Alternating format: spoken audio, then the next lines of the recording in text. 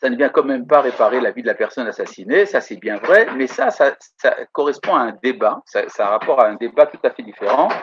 C'est une étude qu'on devrait faire sur qu'est-ce que c'est exactement que l'expiation. Or, comme ce n'est pas notre sujet, nous allons être obligés de ne pas en parler maintenant, mais peut-être pour une autre fois. C'est quoi le mot en hébreu pour l'expiation? Comment? C'est quoi en hébreu le mot expiation? Ah, kapara. Kapara, ok. Kapara, voilà, kapara.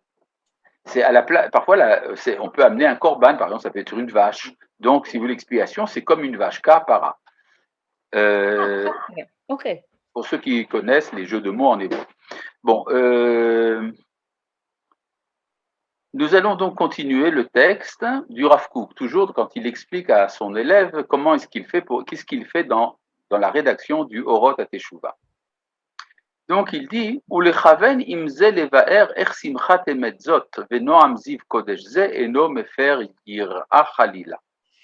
Et il faut également expliquer comment est-ce que la joie qui accompagne la Teshuvah ne vient pas renverser la révérence, la crainte révérentielle que nous avons envers Dieu, Veno megarea kichut aseara mikol haitorerut anafshit, aniknet banefesh mikol tsiurim shel yirat itaha, et que cela ne vient absolument pas en quoi que ce soit supprimer toute l'attention que l'on doit porter à la Teshuvah quand on la fait par ce qu'on appelle la crainte d'en bas, yirat itaha. Yirat itaha, la crainte d'en bas, c'est un terme kabbalistique qui veut dire la crainte que l'on a du châtiment. Parce que parfois on est motivé de faire teshuva parce qu'on a peur des châtiments que la Torah réserve aux pécheurs. Ce n'est pas la meilleure manière de faire teshuva, mais parfois ça marche. Alors on pourrait se dire parfois que c'est préférable de faire teshuva par crainte plutôt que par amour, plutôt que par joie.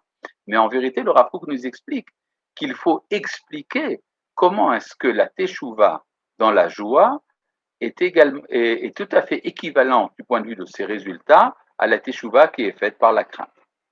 Adraba, même plus que ça. Odumarbe et akor hatamtsiti chez la zirut ve'azrizut, cela ne fait que renforcer encore plus le zèle anishmatit de l'âme. Veimzot, hagedula eliona shelbi. Vous savez que le Rav Kook a des expressions parfois dans un hébreu qui, même pour les hébraïsants, est difficile à comprendre. Il y a parfois des formules, pour dire lyriques, poétiques. Alors, nous allons devoir nous habituer au fait que le Rav Kook parfois a des très longues phrases et que parfois les termes employés sont des termes lyriques. Mais malgré tout, il y a une très grande précision dans le vocabulaire employé par le Rav Kook. Je continue. ועם זאת, הגדולה העליונה של ביקוד חסר אור קדמון ממלאת כל חדרי הנשמה בתחה עצומה. De plus, la grandeur suprême de l'illumination, de la grâce, de la lumière antérieure remplit tous les domaines de l'âme d'une certitude puissante. Vous avez compris? Moi non plus. עד שבגבורה נאמנה ובכל מלוא הנשמה יוצאת שירת קודש מקורית, à tel point que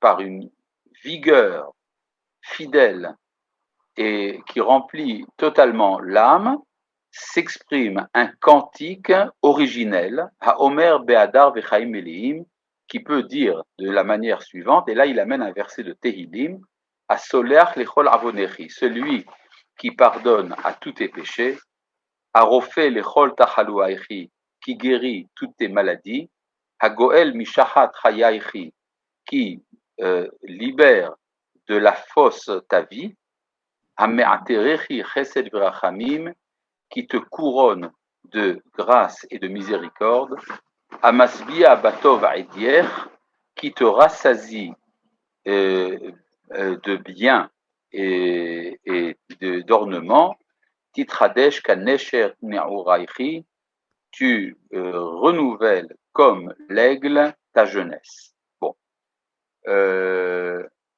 Essayons d'expliquer plus ou moins de manière générale ce que dit le Rav Kook.